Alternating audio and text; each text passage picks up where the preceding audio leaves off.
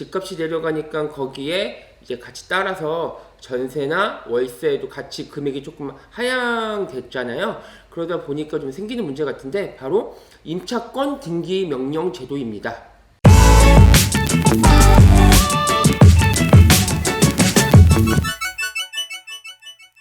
안녕하세요. 검단 럭스 부동산의 김 사장이고요. 오늘은 제가 요즘에 많이 이 문제 때문에 이슈가 좀 많이 되는 것 같아요. 이게 아무래도 집값이 요즘에 좀 내려가다 보니까 집값이 내려가니까 거기에 이제 같이 따라서 전세나 월세도 같이 금액이 조금 하향됐잖아요. 그러다 보니까 좀 생기는 문제 같은데 바로 임차권 등기 명령 제도입니다. 임차권 등기 명령 제도가 요즘에 많이 이슈가 되는 것 같아요. 그만큼 이제 임대인 분들이 이제 다음 세입자를 구하지 못하다 보니까 현 임차인 분들한테 보증금을 내주지 못하는 문제가 많이 발생된다는 뜻이겠죠. 네, 그래서 오늘은 제가 임차권 등기 명령 제도는 뭔지, 그리고 우리가 임차권 등기 명령 신청은 어떤 식으로 하는 건지, 그리고 가장 중요한 임차권 등기 명령을 했었을 때 효과는 뭔지, 이 세 가지에 대해서 간략하게 한번 알아보도록 하는 시간을 가질게요. 그럼 바로 시작할게요. 임차권 등기 명령 제도라는 거는요, 이거예요. 제가 좀 쉽게 설명을 드리면, 만약에 내가 전세나 월세를 살고 있는 임차인이라고 가정을 해볼게요. 그러면은 이제 제가 이 집의 계약 만료가 됐었을 때 다음 집, 그러니까 그 다음번 집으로 이제 이사를 가야 되는데, 주인분, 즉 임대인분한테 보증금을 받아야지 내가 이제 다음번 집에다가 이제 계약 잔금을 치르고 이사를 갈 거 아닙니까? 근데 제가 아까 초반에도 말씀드렸다시피 요즘에 이제 전세 금액이 내려가다 보니까, 또 그리고 시장이 별로 좋지가 않으니까 내 집의 현재 임대인분이 나 임차인한테 보증금을 못 돌려주는 거예요. 근데 그럼 이제 어떻게 되는 거예요? 내가 돈을 못 돌려받으니까 다음 집도 못 가는 거잖아요. 근데 이제 여기서 두 가지 문제가 있는데, 돈을 받지 못해서 다음번 집에 돈을 못 치르는 문제도 있겠지만, 제가 돈이 있다고 해볼게요. 주인분한테, 임대인분한테 돈을 못 받더라도 나는 이제 다음번 집으로, 아니면 내가 그냥 우리 부모님이 살고 계시는 본가로 갈 수도 있으니까, 그럼 이제 이건 이제 돈 문제는 아닌데 어떤 문제가 되냐면, 내가 현재 이 집에 대항력, 즉 대항력과 우선 변제권을 잃게 되는 거예요. 왜냐하면 대항력과 우선 변제권을 하려면 내가 현재 이 주택 있죠? 내가 현재 살고 있는 집에 점유를 하고 있어야 되고요, 주민등록을 하고 있어야 됩니다. 그런데 내가 지금 이 집에서 나와서 내가 본가로 간다거나 아니면 다음 집으로 가게 되면 점유를 잃게 되는 거잖아요. 난 집을 다 뺏어 갈 거기 때문에. 그래서 이제 임차권 등기 명령 제도가 나오는 거예요. 임차권 등기 명령을 신청을 해서 법원에서 받아들여져서 등기상 증명서상 등기부에 이 임차권이라는 거가 이제 기재가 되면, 나는 현재 내가 살고 있는 집에서 점유를 하지 않더라도 나는 이 집에 대한 대항력 그리고 우선 변제권이 다 유지가 되는 그런 제도입니다. 그래서 이제 임차인분들에게 내가 현재 내가 거주했던 이 집에서 우선 변제권하고 대항력은 그대로 동일하게 유지가 되면서, 이사를 내가 주인분한테 임대인분한테 보증금을 못 받더라도 이사를 좀 자유롭게 할 수 있는 그런 제도예요. 그래서 제가 지금 그 첫 번째 임차권 등기 명령이 어떤 제도인지 제가 이렇게 간략하게 설명을 드려봤고요. 그리고 저는 이제 공인중개사의 입장과 공인중개사로서 이제 아는 지식 정도로만 말씀을 드리는 거고요. 조금 자세하게, 그리고 조금 실무적으로 좀 접근을 하시려면 아무래도 이거는 법률적인 문제다 보니까 우리 주변에 계시는 법무사님이나 아니면 변호사님한테 의뢰를 하시는 게 가장 맞아요. 그리고 제가 이제 아까 말씀드렸던 것 중에, 그럼 이제 두 번째, 그러면 임차권 등기명령 신청은 언제 누가 어디서 하느냐, 이게 궁금하실 수 있잖아요. 제가 이것도 일단은 설명드려 볼게요. 법 문구는 임차권 등기 명령이라는 법 문구는 제가 워딩 그대로 읽어드리는 건 아닌데, 그냥 좀 쉽게 설명을 드리면, 임대차가 종료되고 나서 보증금이 반환되지 않은 경우 임차주택 소재지에 관할 법원에 이제 신청을 하는 겁니다. 이게 그냥 이렇게 제가 법문구를 조금 편안하게 읽어드리는 거고요. 이제 여기서 제가 좀 세부적으로 좀 몇 가지를 이제 말씀드려 볼게요. 우선 첫 번째, 임대차가 종료가 돼야 돼요. 임대차가 종료가 된다는 말은 우리가 임대인과 임차인 간에 서로 이제 임대차 계약서에 적힌 그 날짜 있잖아요. 우리 그 계약 기간, 그 날짜가 종료되면 뭐 당연히 임대차 기간이 종료가 되는 거고요. 또 그렇게 할 수도 있어요. 계약 기간은 남았지만 임대인과 임차인 간에 서로 협의하에 임차인이 저 이 집을 나가겠습니다 라고 했을 때 임대인분이 뭐 그렇게 오케이를 한 이런 합의에 의한 계약기간 해지도 물론 가능해요. 그리고 제가 이 부분을 조금 중요하게 말씀드리고 싶은데, 우리가 묵시적 갱신을 많이 하잖아요. 그러니까 임대차 계약 기간 2달 전까지 임대인과 임차인이 서로 뭐 별 그런 코멘트가 없는 경우가 있어요. 그러면 현 계약 기간 그대로 동일하게 계약 갱신이 되는 거를 우리가 좀 쉽게 설명드려서 묵시적 갱신이라고 하는데요. 묵시적 갱신의 계약 기간 종료는 뭐 현재 동일한 조건으로 계약이 갱신된 거기 때문에 뭐 그 기간일 수도 있지만, 이건 조금 임대인한테 조금 불리할 수도 있는데, 가령 예를 들어서 제가 이제 임차인이고요. 그다음에 임대인분이 이제 제 집의 집주인분이시죠. 계시는데 묵시적 갱신이 됐어요. 묵시적 갱신이 딱 됐으면 제가 언제든지, 예를 들어서 오늘이 3월 3일인데 3월 3일 날 제가 임대인분한테 집 계약 기간 그만하겠습니다 이렇게 일방적으로 통보를 하면, 이 계약 기간은 언제가 종료가 되냐면요, 제가 통보한 날로부터 3개월이 지난 날에 계약 기간이 종료된 걸로 봅니다. 그러니까 좀 어떻게 보면 조금 임대인분한테는 조금 불리할 수도 있죠. 그래서 제가 왜 이 말씀을 드리냐면, 제가 지금 임대차가 종료되고 나서라고 했잖아요. 이 임대차가 종료된다는 거에 아까 첫 번째 계약기간 우리가 계약서에 명시된 그 계약기간 종료도 있을 수 있고, 그다음에 임대인, 임차인 간에 서로 계약기간 중이어도 서로 상호 합의가 됐으면 그것도 계약기간 종료라고 보고요. 지금 이 말씀드린 묵시적 갱신도 임차인이 통보한 후에 3개월이 지난 날이면 계약기간 종료로 봅니다. 그래서 뭐 외에도 뭐 다양하게 있을 수 있겠죠. 하지만 크게 이 3가지 정도라고 보시면 되시고요. 그러면 내가 현재 살고 있는 집이 그럼 임차권 등기 명령이 가능한 집이냐 아니냐, 그런 거를 조금 판단해야 될 수도 있잖아요. 우선 가장 크게 무허가 건물은 안 돼요. 그러니까 한마디로 얘기하면 보존등기사 나와 있고, 그 다음에 우리가 등기부라고 하잖아요. 등기사항 증명서상 이제 나와 있는, 그러니까 등기된 경우만 원칙적으로 가능해요.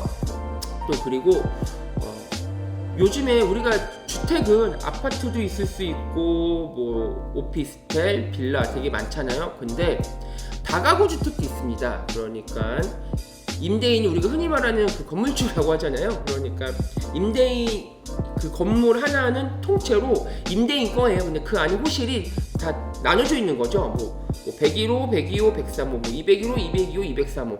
주로 대학가 근처나 뭐 그런 데 많이 있잖아요. 제 주변에도 많이 있는데, 그럼 예를 들어서 제가 아까도 그랬잖아요. 내가 임차권 등기 명령을 하려면 내가 살고 있는 내 집 주소, 내 호실, 그 호실에 등기가 돼 있어야 되는데, 이런 다가구 주택은요, 내 거 개별 호실이 등기가 안 돼 있어요. 그러니까 크게 내 건물의 전체에 대해서는 임대인 그 건물주 누구누구 이렇게 뭐 주소 이렇게 다 나와는 있지만, 내가 살고 있는 그 개별 호실은 안 나오는 경우가 거의 대부분이거든요.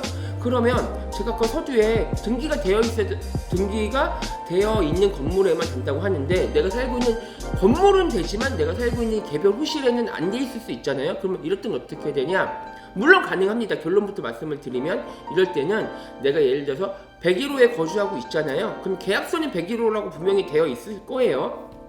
그럴 때 건축물 현황도라고 있어요. 그러면 우리가 그 건축물 대장에서 주인분이나 뭐 세입자분이 뭐 신청을 해서 발급받을 수 있는 게 있는데, 이런 건축물 현황도 같은 내가 임차한 경우가 나와 있는 도면이죠. 한마디로 그 도면을 첨부하시면 뭐 가능하십니다. 여기서 첨부한다는 얘기는 제가 조금 이따가 말씀드리겠지만 법원에다가 이제 소송 제기를 한다는 거죠. 그리고 또 이런 경우 있어요. 임차권 등기 명령은 그러니까 등기부상에 주거용으로만 되어 있어야지 가능하냐? 꼭 그렇지 않습니다. 내가 예를 들어서 주거용이 아닌 뭐 상업시설에 내가 주인하고 계약을 했었을 때 내가 주거용으로 쓸 수도 있잖아요. 뭐 계약서 특이하게 뭐 상업시설이긴 하지만 뭐 주거용으로 사용한다 뭐 이런 식으로 특약을 걸 수도 있고요.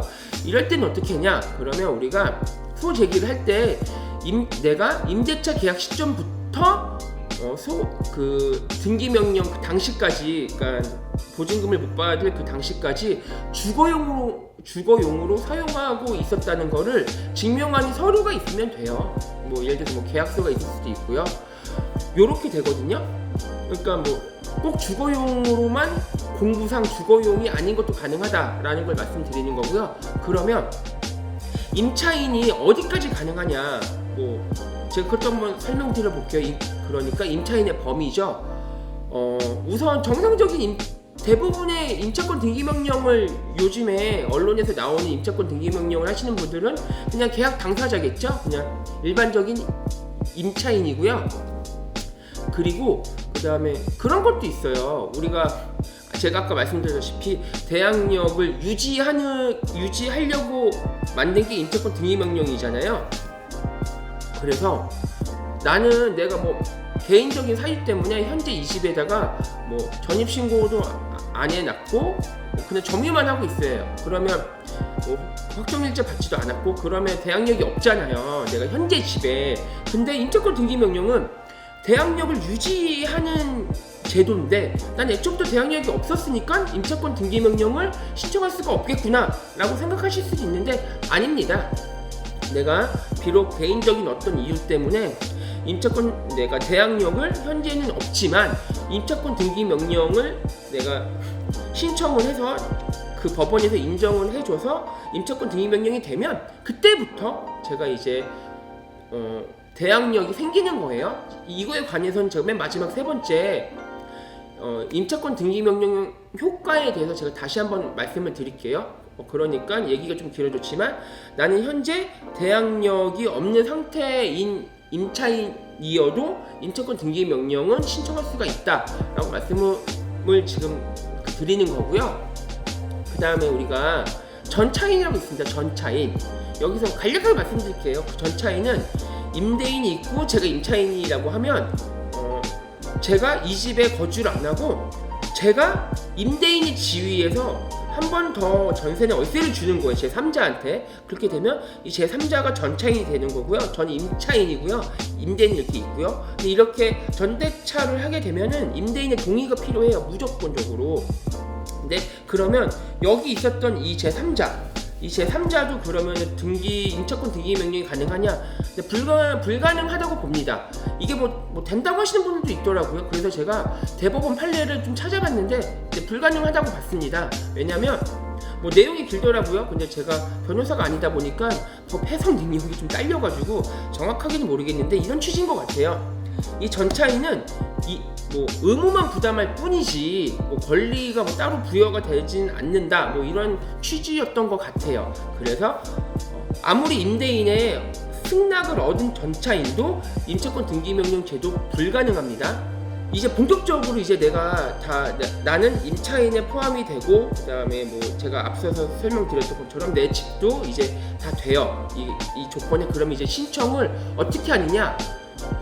되게 간단해요. 내가 지금 보증금을 못 돌려받는 그 집 있잖아요. 내가 현재 거주했던 집, 뭐 아직 거주했을 수도 있고, 뭐 빠졌을 수도 있지만 그 집 소재지의 관할 법원에다가 하면 돼요. 그러니까 나는 현재 서울 그 지방 법원도요.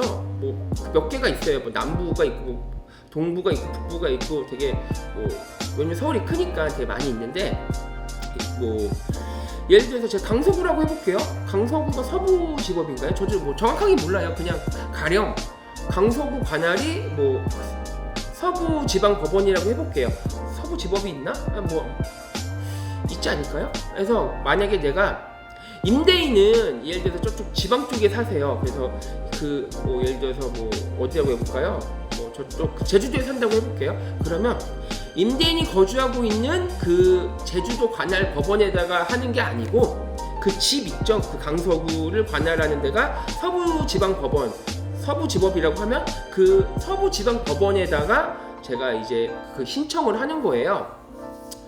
여기서도 이제 답이 뭐 얘기했다시피 임차권 등기 명령이잖아요. 명령하기 때문에 개인이 그냥 등기소 가서 신청한다고 해서 하는 게 아니라 내가 그 법원에다가 뭐 이런 이유 때문에 뭐 나는 임차권 등기 명령을 하러 왔습니다라고 이제 서류를 제출하면요, 이걸 담당해 주시는 판사님 있잖아요.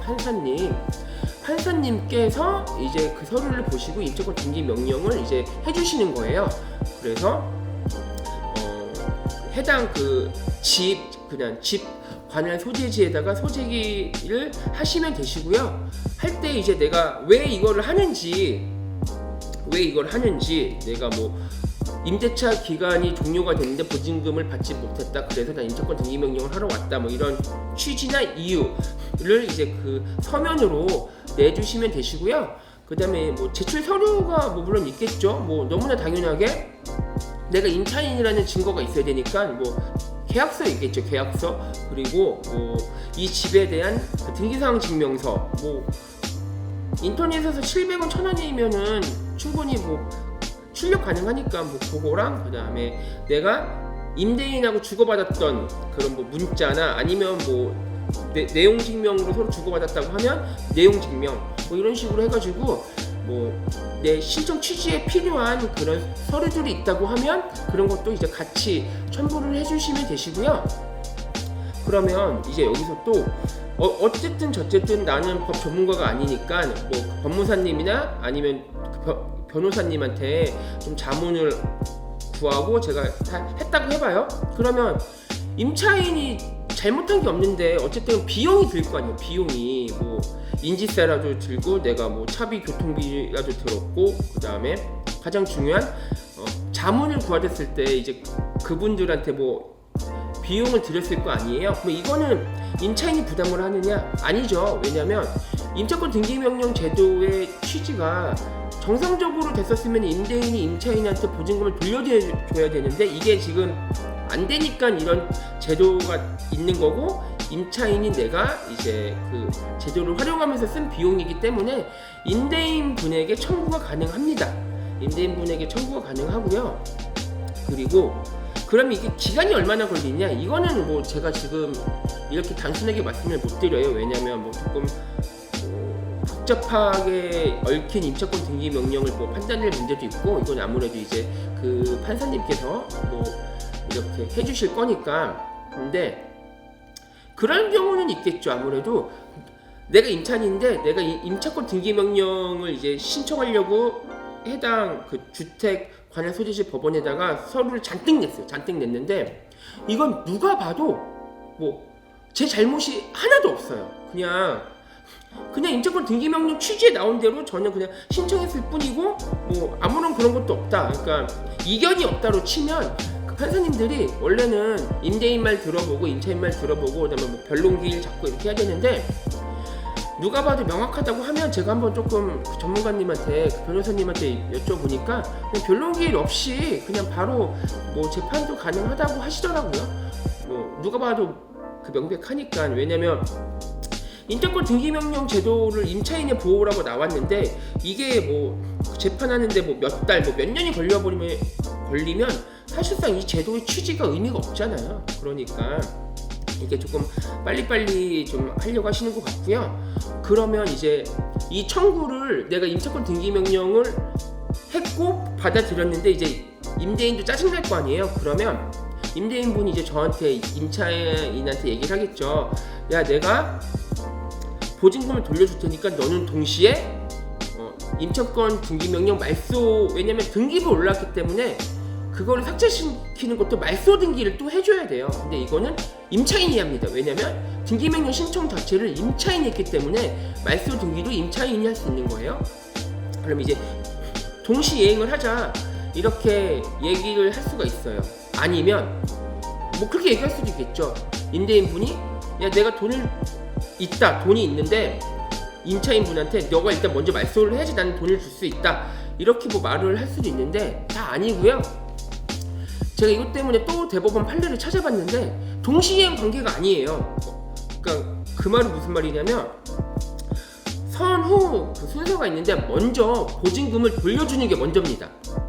임대인이 임차인한테 보증금을 줘야 될 돈이잖아요. 그러니까 먼저 돌려주시고 돈을 다 받고 나서 그 다음에 이제 그 임차권 등기 명령을 신청했던 임차인 분이 이제 말소 등기를 하시는 거예요. 그 동시행 관계가 아니에요. 제가 이것도 그 판례를 한번 찾아봤습니다. 그리고 임차인분께서 이제 법원에다가 이제 신청을 하고 이제 소재기를 했는데 만약에 좀 해보니까 임차권 등기 명령이 안 될 수도 있잖아요. 예를 들어서 뭐 임차인의 뭐 그런 규책 사유가 있을 수도 있고요. 뭐 이런저런 기타 등등 이유 때문에 그러면 한 번 안 됐으면은 뭐 계속 안 되느냐? 원래 뭐 일사부재리의 원칙 뭐 이런 그 복잡한 얘기는 아니니까요. 뭐 그런 거 아니고 언제든지 다시 내가 조금 보완할 서류가 있다고 하면 언제든지 임차인 분께서는 보완하셔가지고 다시 우리 관할 법원에다가 다시 신청하실 수가 있어요. 그리고 뭐 기간도 뭐 언제 안에 해라 이런 것도 없어요. 그러니까 소재기 기간에도 제한이 없습니다. 네, 그래서 지금까지 이제 임차권 등기명령 제도가 뭔지, 그 다음에 크게 두 번째 임차권 등기명령 신청에 대해서 좀 개괄적으로 설명을 드렸고요.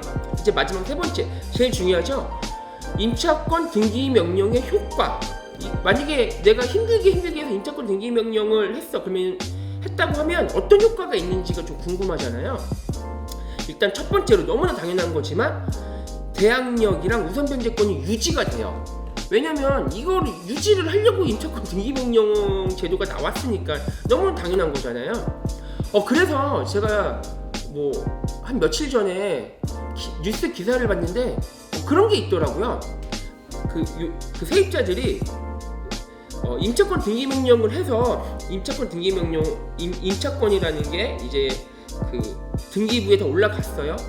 했는데 임대인분께서 야 그러면 내가 빨리 그 세입자를 맞춰야 되니까 세입자를 맞춰야 너한테 돈을 빨리 주지 않느냐 이런 식으로 얘기하면서 집 비밀번호 아니면 뭐 집 열쇠 뭐 이런 것들을 달라고 하는 경우가 있더라고요. 그러니까 그래서 임차인분들이 이거를 내가 줘도 되는지, 왜냐면 내가 임차권 등기명령을 하긴 했는데 집 열쇠나 도어락 비밀번호를 주게 되면 왠지 뭔가 조금 불안하신가 봐요. 그래서 이런 게 언론에 나왔는데 제가 지금 임차권 등기명령 효과를 말씀드렸잖아요. 대항력 및 우선변제권이 유지가 된다고.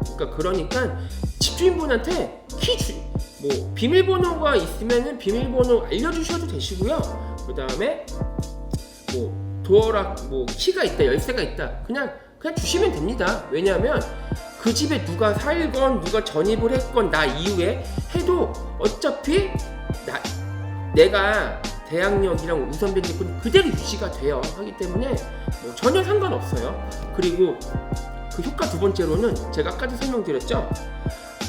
대항력이 내가 없어요. 내가 뭐 확정일자를 또 안 받았고 내가 뭐 개인적인 이유 때문에 제가 아까 앞서서 설명드렸다시피 전입신고를 안 해놨어요.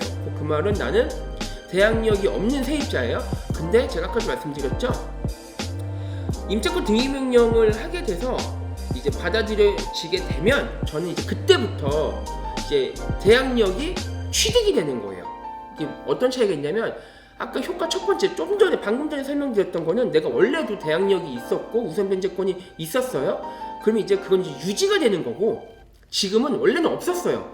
원래는 없었는데 내가 신청을 해서 받아들여지게 되면 그때부터 이제 새롭게 그 집에 대해서 대항력이랑 우선변제권이 새롭게 생기는 거죠. 취득이 되는 거예요. 다만 처음부터 내가 계약일로부터 이제 그 소급해가지고 생기는 건 아니고 임차권 등기명령 된 날로부터 생기는 거예요. 그래서 사실상 뭐 내가 이 집을 살면서 나보다 앞서서 뭐 제한물건 같은 거 뭐가 있을까요? 뭐 담보권이라든지 아니면 뭐 가압류라든지 그런 생기게 되면 저는 그것보다는 후순위를 받게 되는 거예요. 그리고 그 세 번째, 이거는 효과라기보다는 이거는 이제 집을 얻으려고 하시는 분들한테 제가 꼭 공인중개사의 입장으로서 말씀드리고 싶은 건데, 제가 임차인 분께서 먼저 임차권 등기명령 제도를 신청을 해서 임차권 등기가 됐잖아요. 그 집은 다음 세입자가 여기에 들어오셔서 전입신고를 하시고 확정일자를 받고 정상적인 세입자라고 하셔도 소액보증금의 최우선 변제권이나 그런 것들을 못 받아요. 너무 당연한 얘기겠죠. 왜냐면 내가 먼저 유지를 하려고 내가 임차권 등기명령 제도를 신청을 했는데 제3자가 들어와서 그 집에 대해서 뭐 전입신고하고 뭐 확정일자 받았다고 해서 소액 임차인의 대항력을 받는다고 하면 그럼 제가 임차권 등기명령을 신청하는 의미가 없잖아요. 그래서 이 집에 대해서는 기존에 먼저 임차권 등기명령이 돼 있으면 새로운 그 임차인 분께서는 소액보증금의 그런 것들을 보호를 받으실 수가 없어요. 네, 그래서 뭐 내가 집을 얻으러 갔는데 뭐 공인중개사 사무실이나 아니면은 임대인분이 임차권 등기명령이 돼 있기는 한데 그 조만간 뭐 없어질 거다. 대신 내가 좀 시세보다 좀 저렴하게 줄게 라고 하시는 경우도 좀 가끔씩 있거든요. 네, 일단 그런 집들은 계약하지 마세요. 그냥. 왜냐면 내가 될지 안 될지도 그 임차권 등기명령이 그래요? 임대인분이 말소 등기를 하는 게 아니라 그거를 이제 임차권 등기명령을 하셨던 그 임차인분이 말소 등기를 하셔야 되는데 임대인분 또는 뭐 공인중개사의 말만 믿고 계약하셨다가 나중에 문제가 생길 수도 있습니다. 문제가 생길 수도 있으니까 웬만하면 그런 집들은 계약하지 마시고요. 네, 그래서 이제 지금까지 임차권 등기명령, 크게 임차권 등기명령은 이제 어떤 제도인지, 그다음에 임차권 등기명령 신청은 어떻게 하는지, 그리고 마지막 세 번째로 임차권 등기명령을 하면 효과는 어떤 건지, 이렇게 크게 세 가지 좀 테마로 나눠서 제가 한번 이 영상을 찍어봤고요. 다시 한번 말씀드리지만 제가 오늘 말한 것 중에는 조금 부족한 부분이 있을 수 있고요. 조금 틀린 부분이 있을 수도 있어요. 저도 나름 최대한 조금 찾아보고 말씀드리긴 했지만, 왜냐면 저는 이제 그 변호사나 법을 다루는 그런 법무사님들이 아니기 때문에 그냥 지극히 그냥 공인중개사, 그 다음에 뭐 그런 것들을 기반 베이스로 말씀드리는 거기 때문에 조금 틀린 걸 수도 있지만 그건 조금 감안해서 봐주시고요. 요즘에 뭐 집값이 전반적으로 하향 추세여서 이런 제도들이 많이, 원래 사실 임차권 등기명령 과거부터 있었지만 뭐 크게 관심이 없었어요. 왜냐면 세입자도 잘 구해줬고, 세입자가 잘 구해지니까 뭐 기존에 있던 세입자분한테 보증금 반환도 뭐 원활하게 됐고, 그 다음에 그 전세가도 그렇게 요즘처럼 급격하게 내려가질 않으니까. 근데 좀 요즘에는 좀 이런저런 안 좋은 일들이 많이 조금 부동산 관련해서 발생되는 것 같은데, 뭐 실제로 임차권 등기명령을 지금 내가 준비 중에 하고 있는 분이 계시다면 조금 잘 해결되시길 바라겠습니다. 네, 그럼 지금까지 럭스부동산의 김 사장이었고요. 끝까지 시청해 주셔서 감사합니다.